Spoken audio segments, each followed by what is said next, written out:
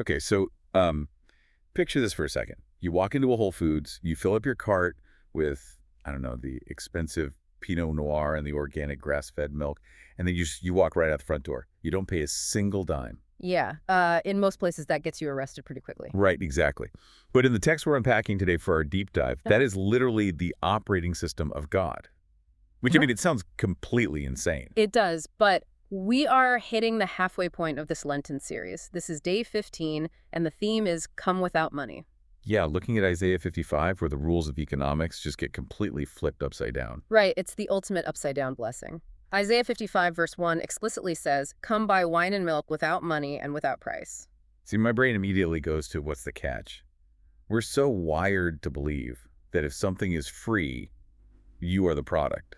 Like nothing is actually free. And that's exactly the conflict here. The world runs entirely on transaction. Yeah. You earn it or you pay it back or you have to prove you're worth it. But Isaiah is arguing God operates on a totally different system of gift. Yes, exactly. But here's the kicker.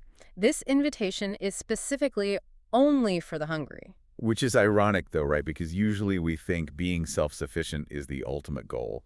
You want to be the person who has it all together. Precisely. If you are stuffed with self-sufficiency, you just walk right past the banquet. You don't think you need it. So being capable is actually the barrier to entry here. It is.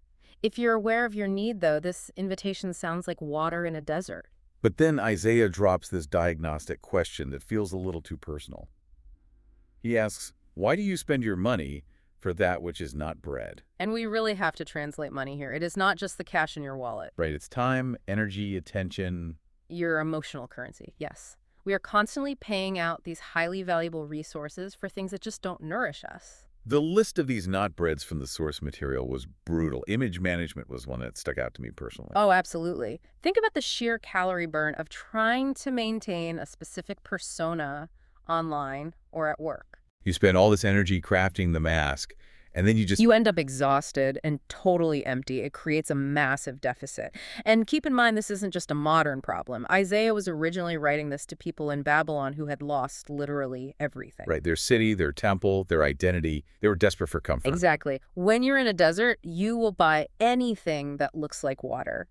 The notes describe this as a cycle of consumerism. We buy things or we chase status, hoping to build an identity. And it works for about 5 minutes, then it fades, and we're right back at the store. It's like eating cotton candy.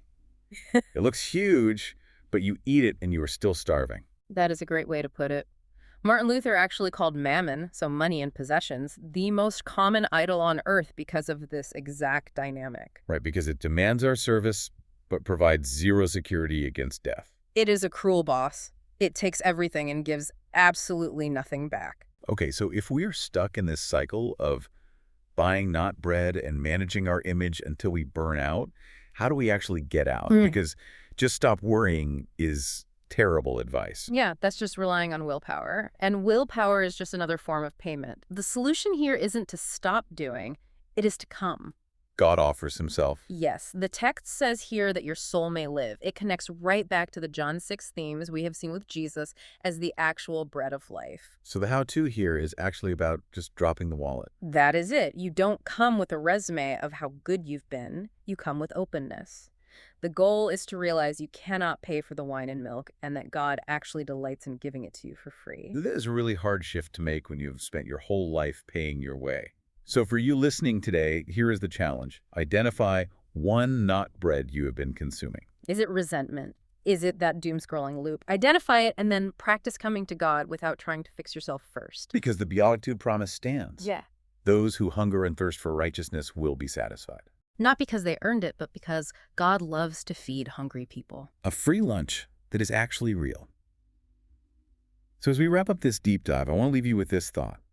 If God's economy is entirely based on gift, and our deepest hunger is met for free, how does that change the way we look at the people around us who owe us a debt? That is definitely something to chew on. Thanks for joining us.